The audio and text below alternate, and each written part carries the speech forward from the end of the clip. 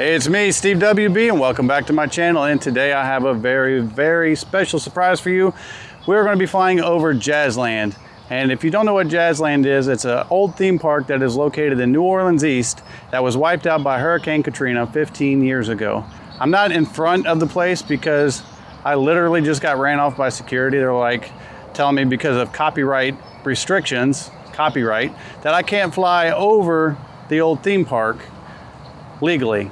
But I am a FAA certified Part 107 pilot, and from my understanding, you can fly over it as long as I don't trespass physically on the property, but that's debatable, I guess. Leave a comment down below if you think it's legal for me to fly over an old theme park, and it's not violating any other airport laws or, you know, not close to an airport or anything like that. So just tell me what you think below.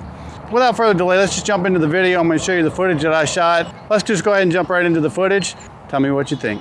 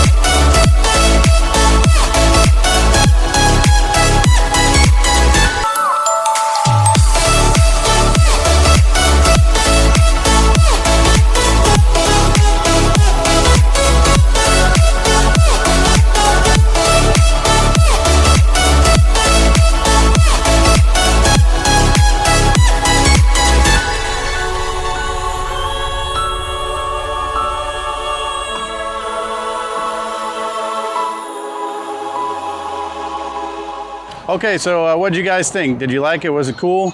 Pretty eerie looking place. They've shot some movies and music videos and stuff there. They, you know, if you get permission, you can actually go on property and shoot it. But me, I'm just driving through, so I'm not trying to get permission to do stuff. I'm just trying to get an aerial view of it. I did a video last year. I put it on my other channel called Aerial Imagery. It was a pretty cool video.